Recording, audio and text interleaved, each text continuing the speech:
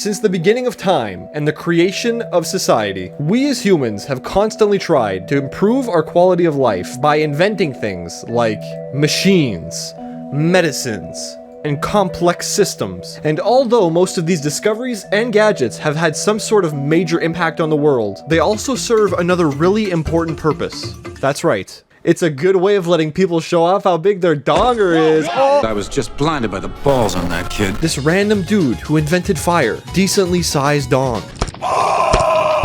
Neil Armstrong, first guy on the moon, big dong. Probably. Marcellus Gilmore Edson. I think that's how you say it. He's the dude who invented peanut butter. Absolutely massive donger. J. Robert Oppenheimer, inventor of the atomic bomb.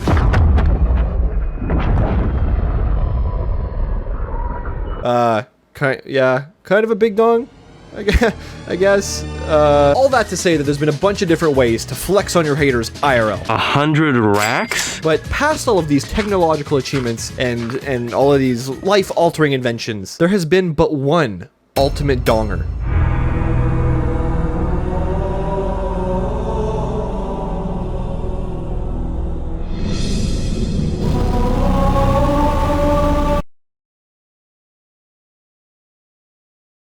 The man himself, Masahiro Sakurai, the one and only creator of the mega hit video game franchise, Super Smash Bros.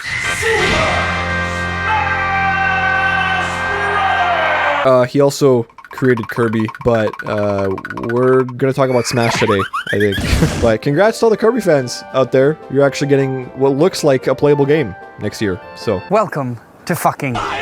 So Smash Bros. Okay, listen, it's been around for a pretty long time now. Pretty much everyone knows it, or has heard of it at least. This shit started on the Nintendo 64, and has followed Nintendo through every one of their consoles since. I'm not actually sure if that's true, but I think it is. I'm not really going to talk about the history of the franchise too much here, honestly. But if you want to know what I think of each game, the original, obviously revolutionary. Don't remember playing it too much, because I was just a little baby. Little baby man. Little baby man. Melee, absolute fucking banger. Still have my GameCube and my copy of Melee to this day. Loved playing it, although most of my memories on it are just me spamming down B with Donkey Kong and hoping that the CPUs would die. Didn't really know how to play yet. Brawl, super fucking fun. Probably the Smash game I have the most hours in, actually, because I just had like nothing else to do with my life at that point. So, in Smash 4, I never owned a Wii U, so I actually never played it. I don't know. Don't care, didn't ask. Now that brings us to the most recent installment, Super Smash Bros. Ultimate. Yeah, we already did this. We can cut it. We already did this. Ultimate, in my opinion, is the best Smash game to have ever released. Okay, the roster's actually just stacked. Like, it literally just fucking has everyone, ever. Gameplay-wise, it's got the best speed of gameplay, okay? It's not, like, exhaustingly slow like Brawl was at some points. My top 5 is Drake! I do that. Chain grab. Yeah. 2 more. And it's not insanely fucking hyper speed fast like Melee was, where the only way you might even have a competitive chance is by consuming a whole pharmacy's worth of Adderall in 5 minutes. Melee was fast, okay, just trust me, it was fast. If you do want to talk shit on Ultimate, I guess you could say that it's got some balancing issues, okay, and yes, I'm looking at you, Palutena and Air, and Pikachu, entire kit. But I never said the game was perfect, okay, only that it was the best one, and I do believe that. But besides all the technical shit, what I really wanted to get into in this video is the DLC characters and the journeys that they brought us on. Semi-recently, Sakurai revealed and released the final Ultimate DLC ever. Like, that's it, there's no more. You're the worst. I'm not exactly sure if that means we're never ever getting another balance patch update to the game, because I would really appreciate some Luigi buffs, Nintendo. I'm not good enough to hit the 0 to death, so give the Italian man some super armor or something, please. So hopefully, just because there's no more DLC, doesn't mean that they'll stop supporting it entirely. But on the topic of DLC, I will agree that the Fighters Pass 1 and the Fighters Pass 2 hold a good variety of characters, each coming in a cool reveal trailer, where the Smash community can come together in the form of reaction videos ranging from all the way to... So let's talk about it.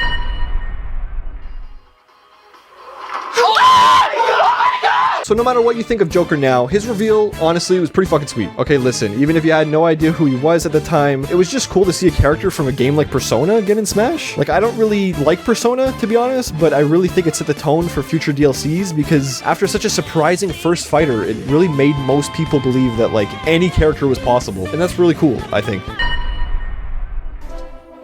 Oh my god! Oh my god! Oh my god! Hero was Pog, other than half of the people thinking that they just revealed Goku for Smash. Let's go! I kind of remember most people not giving that much of a shit about Hero being added. People just said the same stuff they always say, like, oh, good, yeah, another Swordy, nice. Or like, awesome, another Fire Emblem character, yeah, I'm so hyped. But I think nowadays, though, it's pretty evident that like Hero plays at least a little bit differently than most Sword characters. And even though he's like super RNG, I don't know, it's fucking cool, I think. He's fun to play, he's fun to watch. In my opinion, I think he's hype.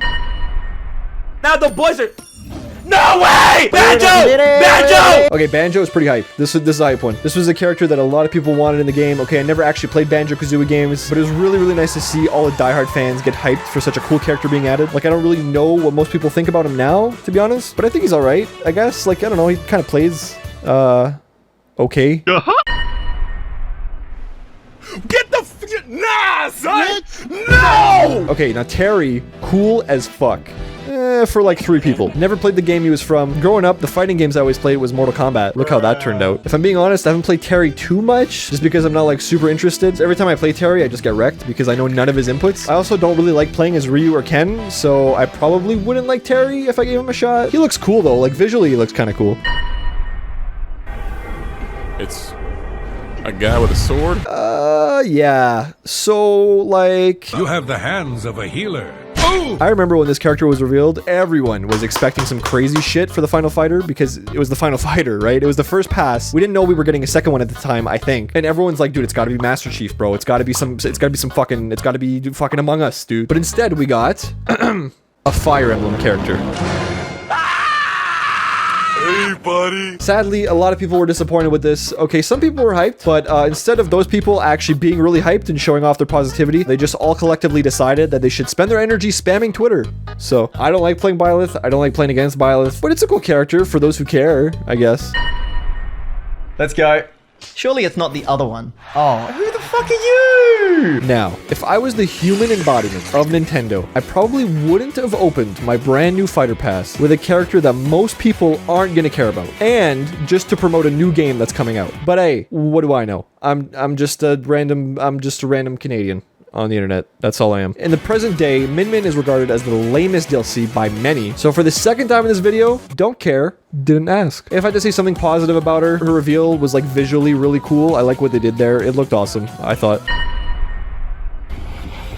A creeper?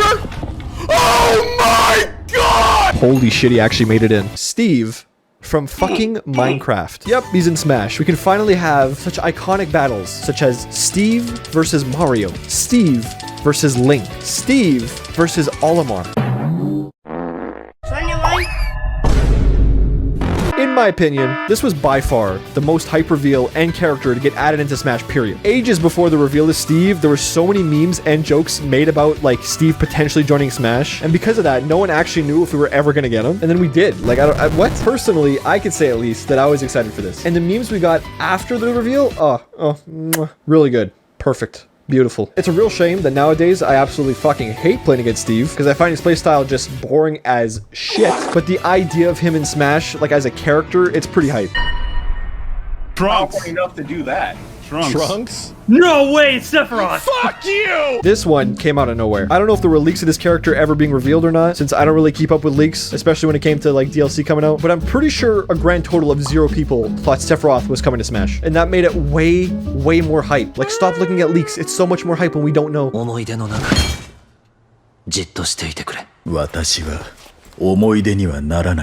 I always liked the Final Fantasy games. I was never a die-hard fan or anything, but I played some of the games and I enjoyed them, so that was cool. I think people like Sephiroth now. Like, I'm not really sure what the community thinks of him, but I think he's got a cool kit. I don't know. I'm happy he's in the game, so you should be happy too, I guess.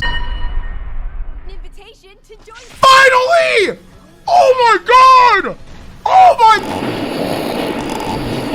Bro, what is this? X-N-N-O Xenobite? Cenobite? Oh, does it matter? I mean, it got... Oh, no, I've got the bug. Pyra and Mythra are from a game called Xenoblade, which, surprise, surprise, you'll never get this. I've never played before. I really wanted to try it at one point, but I saw how long the game was, and I was like, yeah, I'll pass. That being said, I wasn't too excited for the reveal. Big shocker. If I'm being honest, thinking about it now, there wasn't really that many characters that could have been announced that would have gotten me super hyped. So all the Xenoblade fans, don't take this as an insult. Just like I wasn't hyped, I wasn't mad either, or I wasn't sad or anything. At the end of the day, I actually thought it was pretty cool that we were just getting a new fighter. It's just a shame that this specific fighter was another Fire Emblem character. What? Kazuya is kind of cool. Okay, he looks like a badass. He sounds like a badass.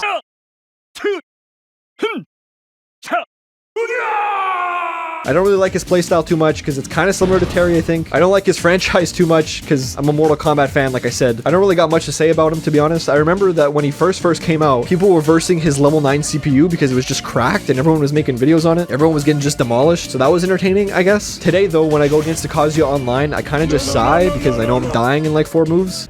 First time. But it's cool representation within the game, so I'm all for it.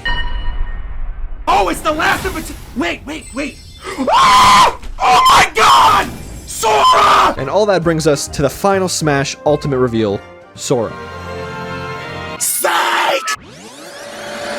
I personally really liked the Kingdom Hearts games. Yes, even the third one. It's insane, I know. This was pretty awesome for me. Like, as far as I know, Sora was the most requested character to be added in Smash for like a while now. Sakurai said since like Smash 4, I think. So looking at it now, I think it was a really, really nice way to end off like the DLC era of Smash. Like, I'm sure Sakurai and his team worked really hard on getting that for all of us. Again, I'm not gonna pretend like I cried tears of happiness or anything, but I was pretty excited. Sora's cool.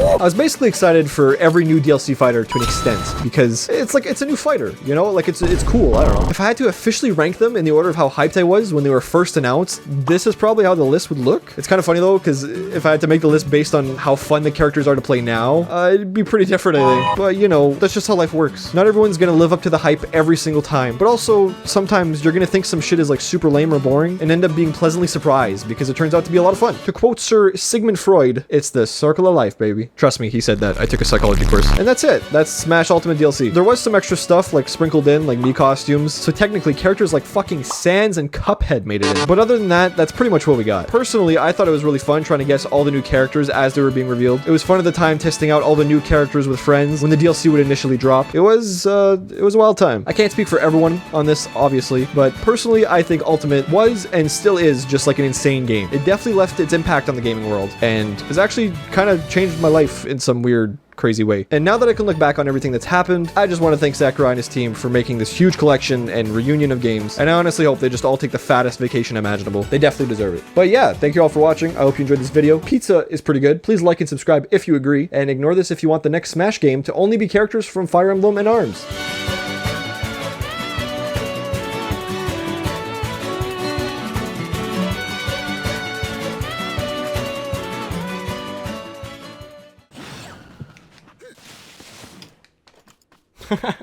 Wait.